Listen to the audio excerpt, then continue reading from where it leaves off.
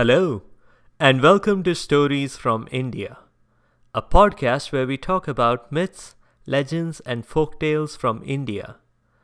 I'm your host, Narad Muni, and I'm a mythological character myself. I have the gift of eternal life and knowledge of the past, the present, and the future. By profession, I'm a traveling musician and a storyteller. So the way I'm doing my job is by podcast. In this episode, we are going to talk about a fearless woman who dared to break the glass ceiling to challenge gender norms and generally do the sensible thing. I am not talking about RBG. And if you got the idea that this is a contemporary story, it's not. Today's episode is because of a special request from a long-term listener who wanted to hear the story of Sultan Razia. We typically do Indian mythology and legends and sometimes history on the show. This episode unambiguously belongs in the history category, and this was set about 800 years ago. Sultan Razia was the ruler of the Delhi Sultanate. But we'll actually start by talking about her grandfather. Qutb al-Din Aibak has a rags to riches story. At an early age, he was sold in a slave market. Luckily for him, the person who took him on was a sultan. While it started as a financial transaction, it ended up in something very different. Muhammad of Ghor had a huge empire in the 12th century, but he had no heirs. Luckily for Qutb and other people in the Sultan's service, they were all treated just as if they were his own children. Qutb got the finest education and military training. And when Muhammad of Ghor passed away, Qutb inherited from him the Delhi Sultanate. And it was practically an empire, extending from Lahore in modern-day Pakistan to Benares in the east, obviously including the capital of Delhi. Otherwise, the name Delhi Sultanate wouldn't make much sense. But even as he had been growing into the rank of general in Muhammad of Ghor's army, he paid it forward. He himself adopted a boy from the slave market, much as had been done for him. And later, he made that boy his successor and his son-in-law all at the same time. Unlike his adoptive father and his adoptive grandfather, he did have children. 5 of them. 4 boys and a girl. You might begin questioning his sanity when I tell you that 2 of those sons had exactly the same name. The eldest and the youngest were both called Nasiruddin Mahmud. I can't imagine a situation where that would not be confusing.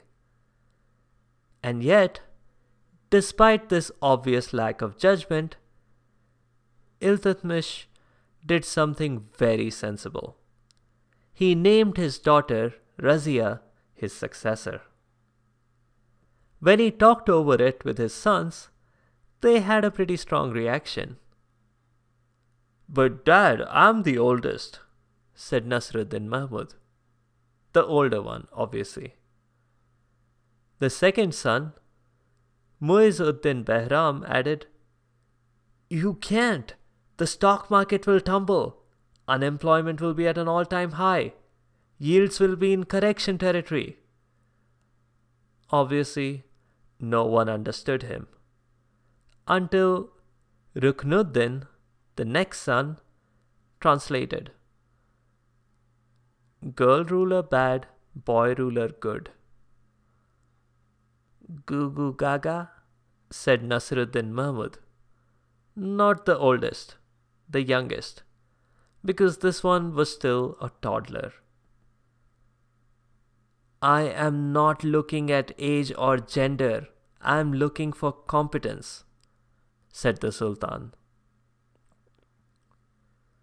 Nasiruddin Mahmud, the oldest, tried again. But Daddy, no one else in our world has ever appointed a female ruler before. They don't know what they missed then, by simply excluding 50% of the candidates. Like I said, I'm going purely by competence. Age and gender don't matter. Isn't it true?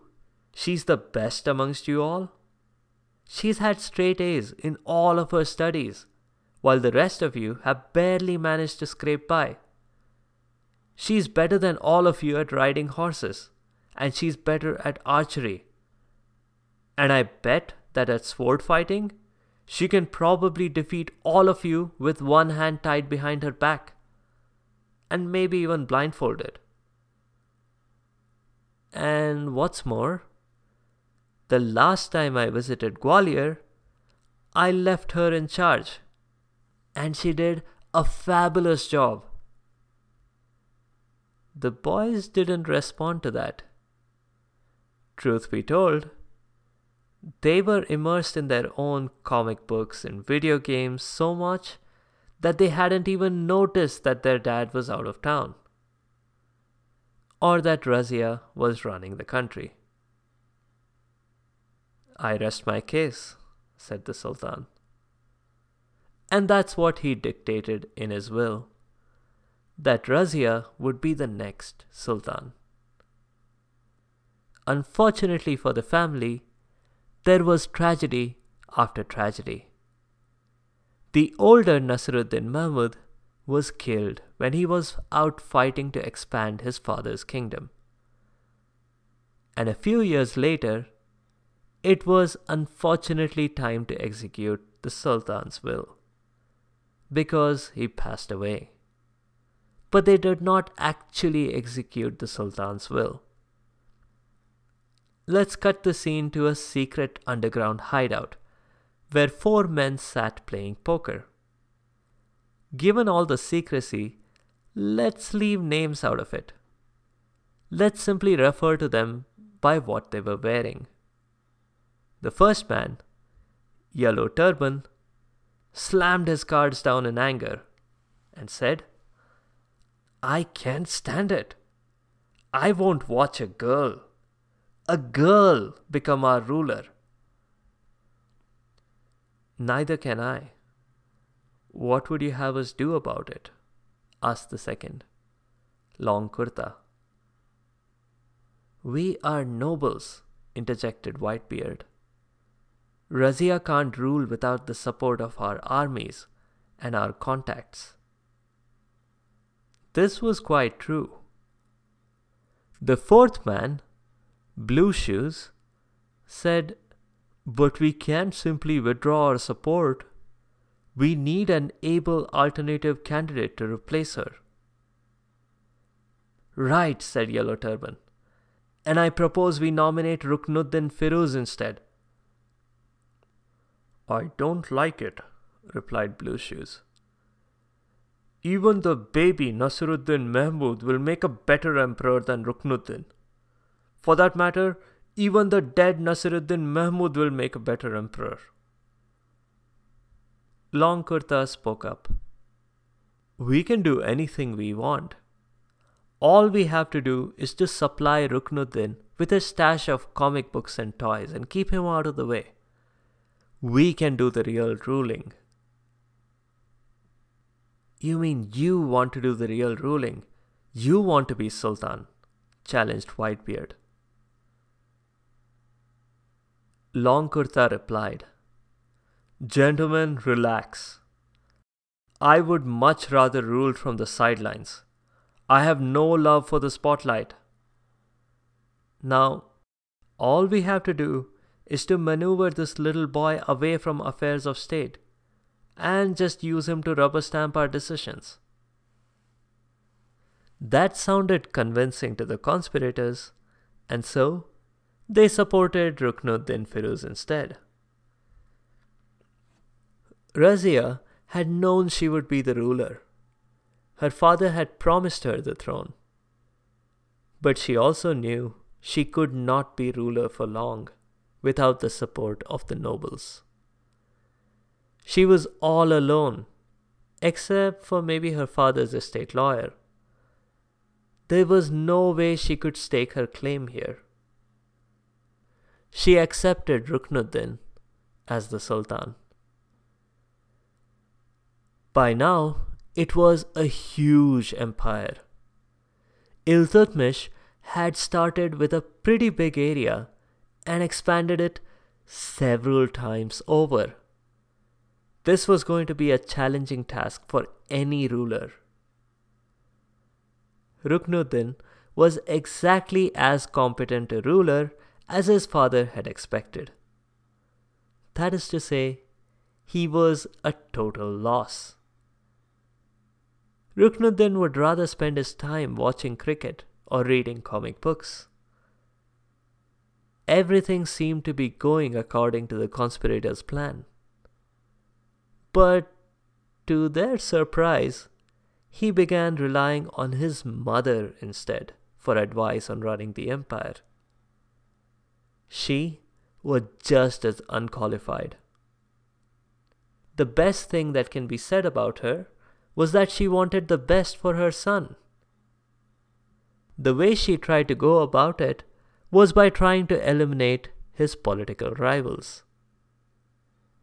If Ruknuddin had instead asked his sister, much of the chaos that followed could have been avoided, and the empire would have been in much better shape. Cut back to the secret hideout. Again, at the card table sat the same 4 conspirators. "It was a mistake to have trusted you." Blue Shoes glared at Long Kurta. "And you wanted to put the baby on the throne," shot back Long Kurta. "And why not? A baby is easier to control." They all rolled their eyes. Clearly, Blue Shoes was the only man in the room who hadn't had any kids yet. Whitebeard said, "Let's have Razia rule the kingdom." Yellow Turban got up in anger. "What? Haven't you heard enough of my misogynistic remarks every Saturday night?" "Let me explain," said Whitebeard. "It's simple. A woman is easy to control. Our entire society is built around the principle of men controlling women. We've been doing it for thousands of years. It'll be just the same here with Razia." That put the problem in a new perspective. There's something in what you say, old man," said Yellow Turban. The others agreed. But they didn't have much to do. Ruknuddin and his incompetent mother did the job for them. They tried to have Razia assassinated.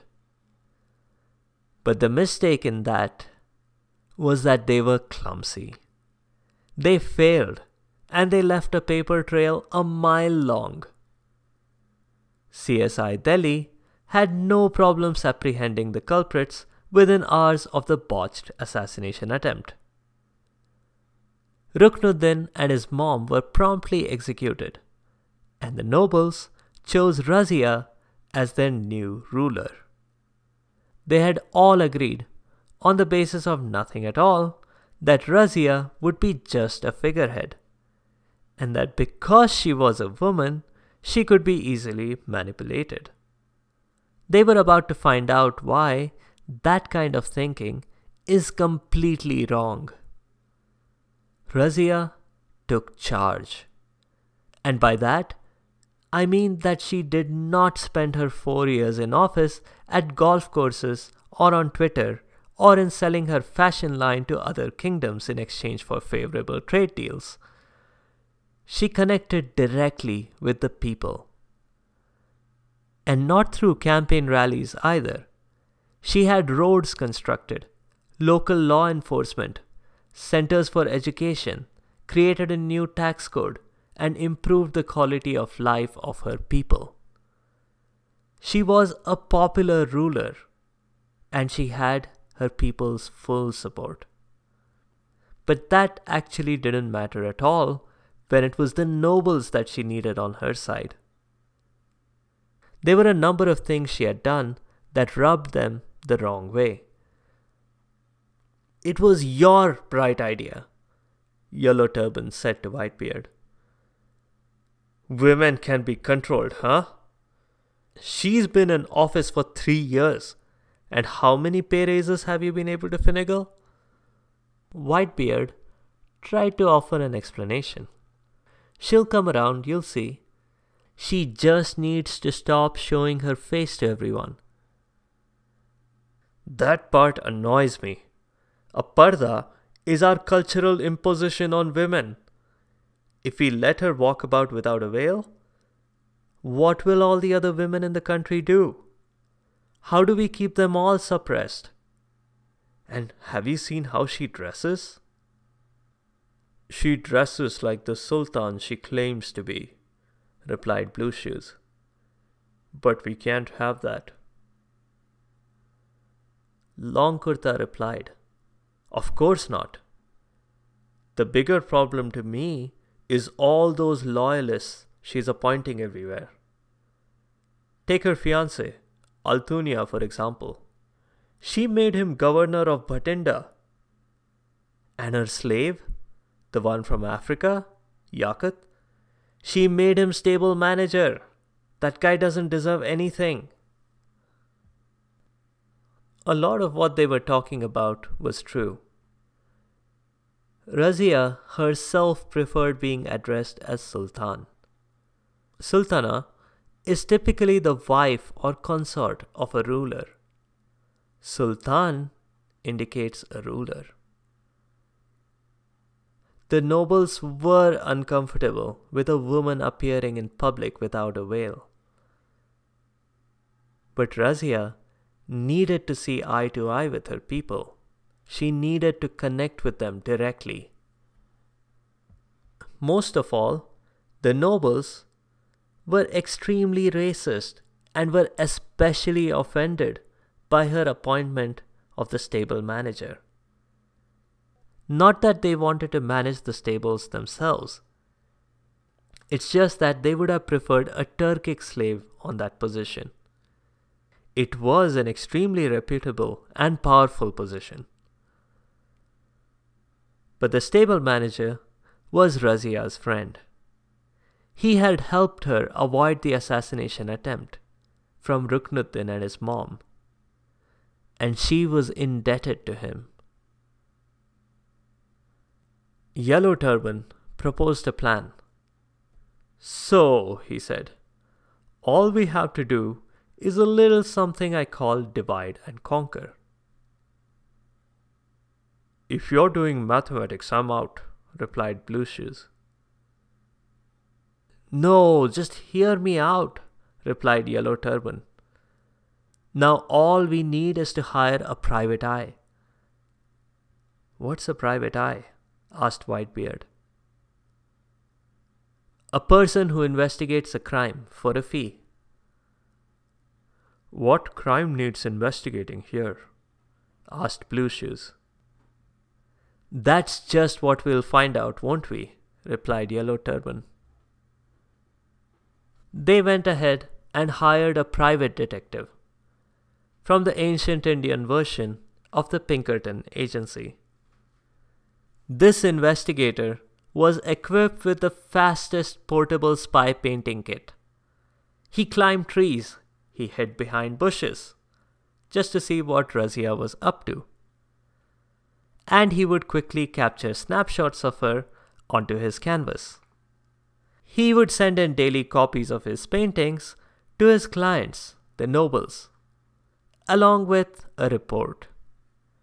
Unfortunately for the nobles, there wasn't anything incriminating. Until one day, there was. Razia and her stable manager were sitting by the pond. and she was laughing out loud at a joke he had just told her.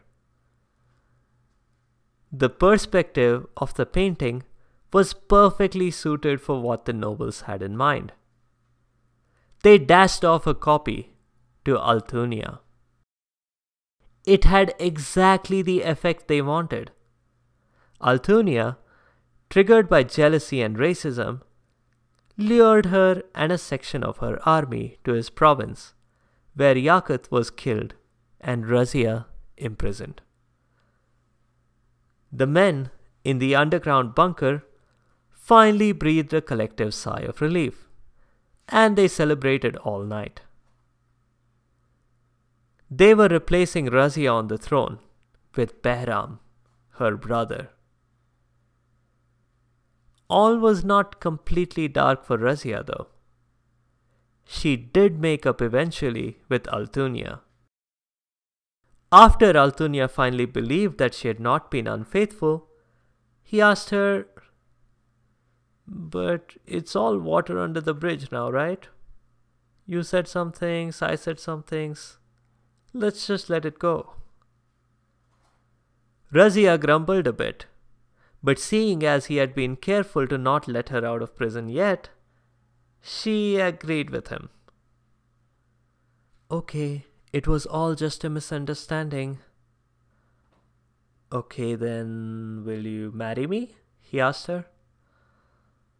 "That's a strange way to ask." "But yes, I will," she replied. She needed him to get her throne back. They were married quickly enough, and on their honeymoon, they decided to go back to Delhi. With Altunia's army, they were going to take back her sultanate. "Hey, wait a minute, back up there," Razia said. "Did you say Altunia's army? What about the army I came to Bhatinda with?" "Oh, I should probably have told you this before," said Altunia. I had them all killed." "What?" asked Razia. "We are about to take on the entire Delhi Sultanate home army with just your small Bhatinda army?" "Well," said Altunia, "technically it's not a small army. I mean, they were a small army before I fought your soldiers and took you prisoner. Your soldiers pared down my army quite a bit. So the adjective you're looking for is tiny, not small. And I'm including the cooks, the bakers, and the shoe shiners." "One fine time to tell me," said Razia, as she spotted her brother's huge army headed for them. She lowered the visor on her armor and charged. With the numbers like that, there could only have been one outcome. Altunia and Razia were both killed in the battle. That's all I have about Razia. A couple of notes on the show. Qutb al-Din Aibak, Razia's grandfather, was responsible for the Qutb Minar, which is a pretty famous monument in Delhi. Check out some pictures I've linked on the site, sfipodcast.com. Razia was neither the first female ruler in India, nor was her reign very long. It was over in a mere 4 years. But she is one of the earliest examples of a woman taking on a male-dominated society and emerging on top. She was the self-proclaimed pillar of women. Her burial site in India is unfortunately in a serious state of neglect. Check out some pictures I've linked.